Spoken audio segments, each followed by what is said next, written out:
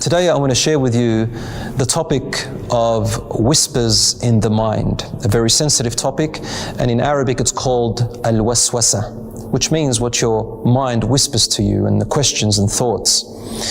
Allah subhanahu wa ta'ala addressed this in the Quran in Surah An-Nas, and the Prophet, peace be upon him, advised us to recite this verse when whispers do come to us.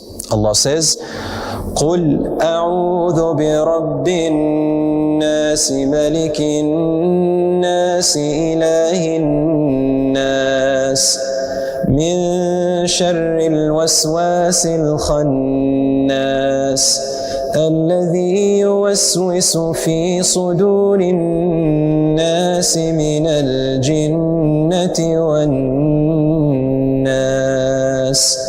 Allah says, say, I seek refuge in the Lord of humans, the God of humans, the King and the guardian of all humans, from the whispers of the whisperers and the sneaky whispering of the whisperers from among the humans and the whisperers from among the jinns.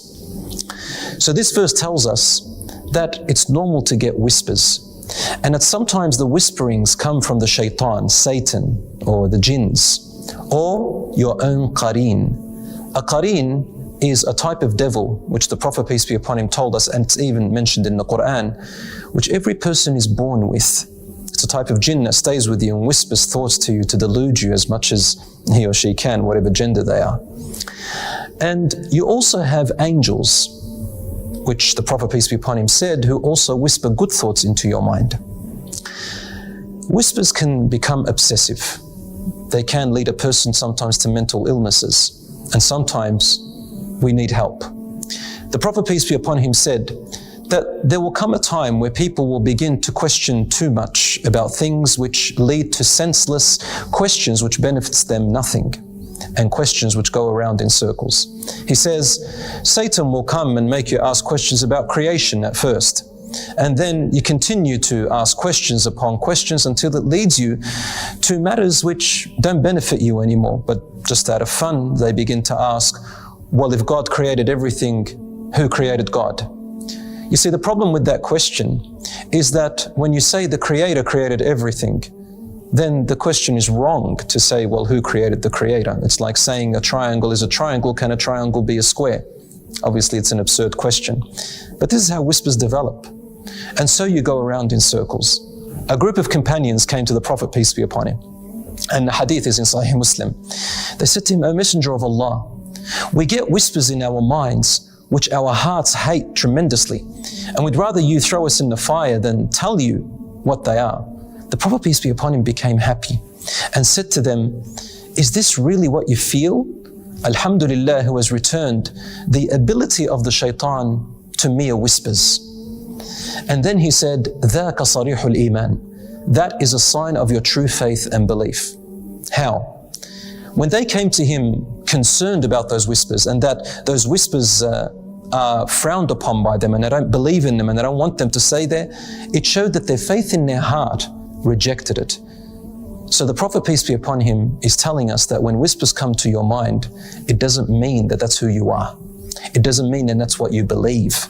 That it even happened to the companions.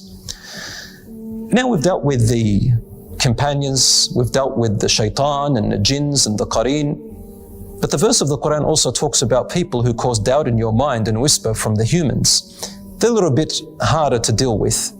The humans who come and whisper to you may cause doubts. You may say, A'udhu billahi minash shaitanir rajim. I seek refuge in God from Satan the outcast. But the human will stay there.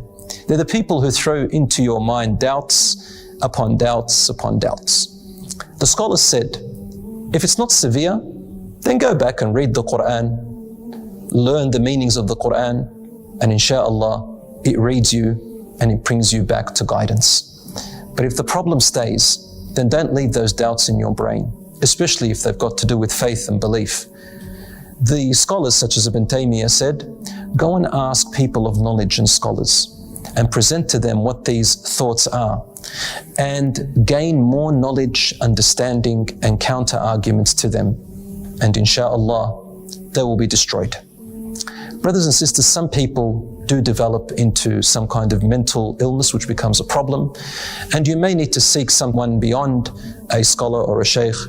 So please also try out a professional therapist, and I do advise to go to a Muslim therapist who knows their religion a little bit better, because they can give you two anecdotes, the one from Islam and spirituality, and the other one from their professionalism and their knowledge.